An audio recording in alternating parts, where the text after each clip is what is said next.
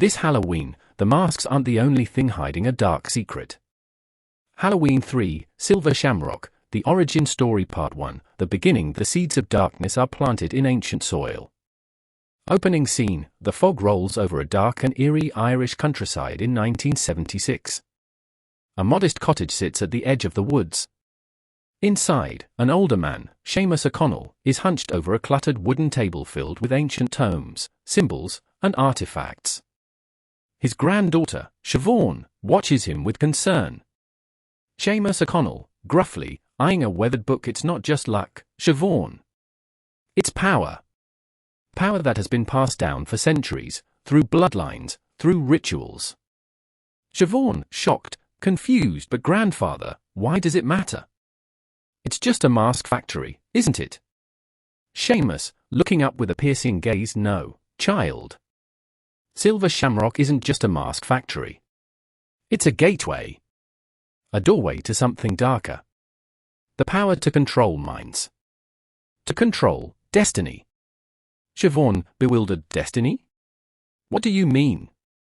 Seamus, leaning closer, speaking in a hushed tone. The old ways. The ways of the druids, the ancient ceremonies. Halloween night will be our night, but it needs a little spark. He carefully opens the book to reveal a symbol, a pumpkin intertwined with a serpent. Seamus, reverently, this symbol, it will bring the dawn of a new era. But first, we need the mask. Siobhan's eyes widen in fear as Seamus begins to chant in a language long forgotten by most of humanity. Part 2, The Mask Maker, a factory of innocence, hidden beneath the veil of tradition. Cut to the United States, 1978. The bustling Silver Shamrock factory in a quiet town. Workers move in a mechanical rhythm as they assemble masks for the upcoming Halloween season. Connell Cochran, an ambitious and charismatic businessman, arrives with a young assistant. He surveys the factory, his eyes gleaming with excitement. Cochran, in a thick Irish accent, smiling. This is it, my friend. This factory will change everything. No more tricks.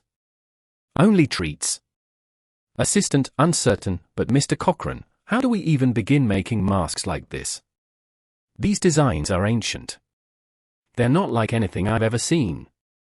Cochran, with a devilish grin. The world is full of lost power, my friend. The druids left it behind.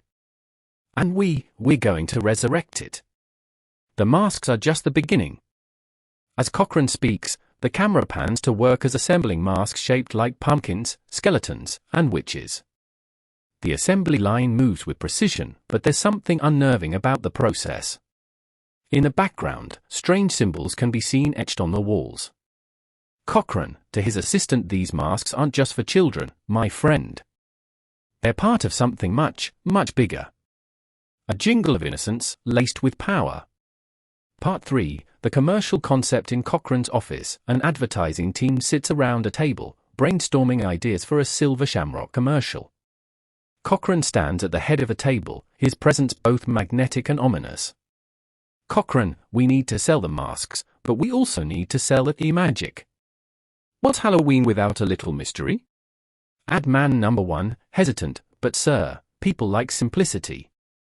A catchy jingle, some flashy visuals. That's what sells. Cochran, calmly, you don't get it. It's more than just a commercial. It's a signal. A call. We need something that will activate the masks, something embedded in the minds of every viewer. Ad man number 2, tentatively, like subliminal messaging? Cochran, grinning, exactly. A song. Simple, repetitive. Catchy. A song everyone will remember. It'll be a tradition, but it's really a ritual. Something that'll be in their heads. And when the time is right, we'll flip the switch.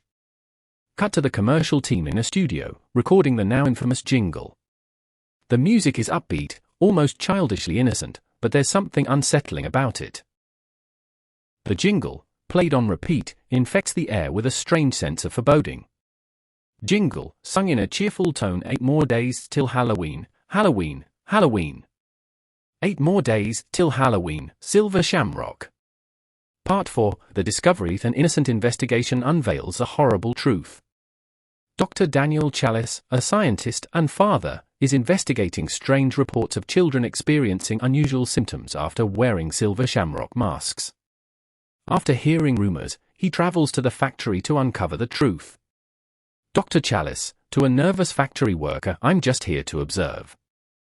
I've been hearing strange rumors about the masks, children's eyes turning black, unusual behaviors. I need to know what's going on. The factory worker looks around nervously, glancing at the other workers before leaning in closer. Factory worker, whispering there's something wrong with them. Something not right. It's the jingle. I swear, it's like they're under a spell. Dr. Challis, suspicious spell? Are you telling me the masks are doing this to them? The worker looks down, avoiding eye contact, his voice barely audible. Factory worker, I think it's the jingle. When it plays, something happens. Something terrible. Part 5, The Secret Room. Tagline, Beneath the surface, the ritual begins. Dr. Challis sneaks into the Silver Shamrock factory after hours, hoping to find answers. He discovers a hidden room, cold and dimly lit. The room is filled with ancient symbols, arcane objects, and strange mechanical devices. Cochran is in the center, surrounded by robed figures, performing a ritual. Cochran, chanting by the power of the old gods, by the mask of Samhain, let the sacrifice be made. Let the children fall under our spell. Challis, frozen in horror, steps back, inadvertently knocking over a metal can, which creates a loud noise.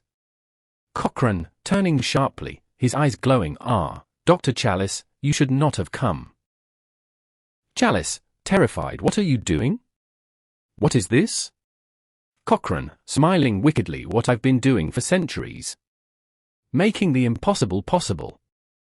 Making Halloween something more than just a holiday. It's our night to rule. Part 6, The Mask's Power. Tagline, a child's costume becomes a vessel of control.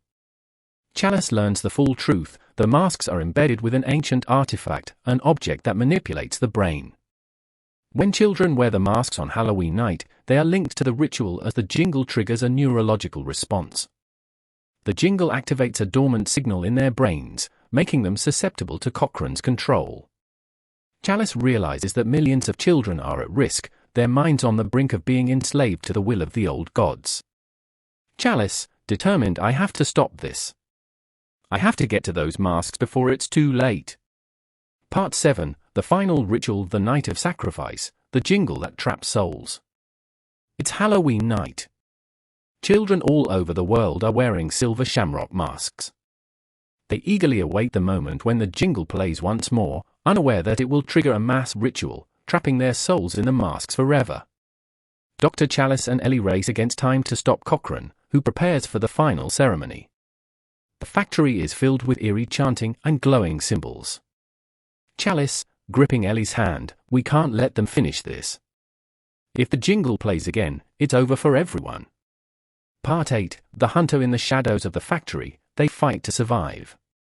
Challis and Ellie make their way through the crumbling factory, dodging guards and traps. They know the only way to stop the ritual is to destroy the control center where the signal is being broadcast. Ellie, breathing heavily, this is it. We have to destroy that signal. If we don't, every child in the world will fall under their control. Part 9, The Destruction. The masks fall, but the damage is done. In a climactic battle, Challis and Ellie destroy the control center, shattering the connection between the masks and the signal. The factory erupts in chaos as the machines grind to a halt and the signal fades. But the damage has been done, the children who wore the masks are forever changed. Challis, looking around the wreckage, we've stopped the ritual, but at what cost? Part 10, The Aftermath. A dark legacy remains, and the jingle never ends. The storm has passed. The masks no longer have power, but the eerie feeling lingers. Children all over the world slowly begin to remove their silver shamrock masks, confused and disoriented. Yet something is still wrong. The jingle plays faintly, suggesting that Cochran's power may not be entirely gone. Challis, sighing Halloween, it was never meant to be this way. It was supposed to be a night of fun, of trick-or-treating. Not this. The screen cuts to black as the jingle lingers in the background, a reminder that the horrors of Silver Shamrock could rise again. Jingle, echoing faintly, 8 more days till Halloween, Halloween, Halloween.